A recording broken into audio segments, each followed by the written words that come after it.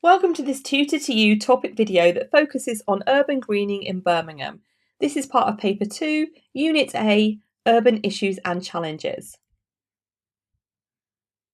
Birmingham has over 590 parks and open spaces, covering more than 3,500 hectares, including Sutton Park, which you can see pictured on the screen.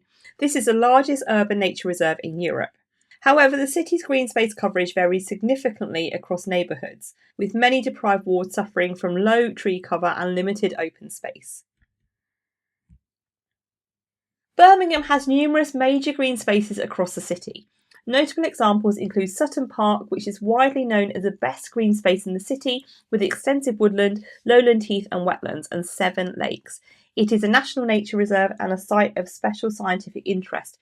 It's popular for walking, cycling, water sports and wildlife spotting, including wild ponies and muntjac deer. There is also Cannon Hill Park, which is a 250-acre site about 2 miles south of the city centre and is regularly ranked amongst Birmingham's top green spaces. It has botanical gardens, a lake, mini golf, sports pitches, a wildlife conservation centre, and it hosts festivals throughout the year. We also have Birmingham Botanical Gardens, which are Victorian gardens located in Edgbaston, which is an affluent part of the city. They have glasshouses, themed landscapes, including a Japanese garden and a national bonsai centre, a butterfly house and a tea pavilion. You can see this on the screen. We have Woodgate Valley Country Park, which is 450 acres on the west of the city with meadows, hedgerows, a brook, supporting over 250 plant species and 80 bird species. There is a visitor centre here, a farm and animal trekking available. There is also Sheldon Country Park, which covers 300 acres on the east of the city with ancient hedgerows, wetlands, grassland and mature woodland and diverse wildlife such as herons and kingfishers. So as you can see, there are lots of green spaces across the city. Despite this, Birmingham has adopted a City of Nature vision. This is a 25-year plan to expand accessible green spaces from 600 to over 1,000 to promote urban tree planting and to integrate nature with housing developments. This involves things such as community gardening, green corridors, benches and local park improvements. Part of the plan is the Future Parks Initiative and the Green Ground Map, which supports walking and cycling through connected green corridors. Additionally, some tramways have been covered in grass to reduce concrete and increase infiltration rates, and living walls have been planted in some areas to absorb pollutants and increase biodiversity. The biggest urban greening project in Birmingham at the moment is the East Side City Park, which opened in 2013 and was the first new city centre park for more than 125 years.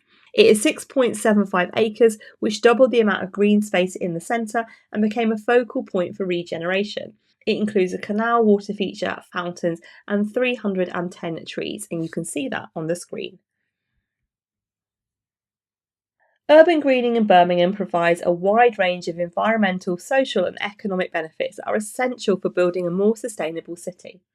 One benefit is environmental regulation. Green spaces reduce air pollution, such as the living wall pictured on the screen, regulate urban temperatures by countering the heat island effect, and they mitigate flood risk through natural water absorption and increasing infiltration rates, such as the grass tram surface you can see on the screen. They also increase They are also good for ecology and biodiversity. For example, Sutton Park and country parks like Woodgate and Sheldon support rare ecosystems and offer vital habitats.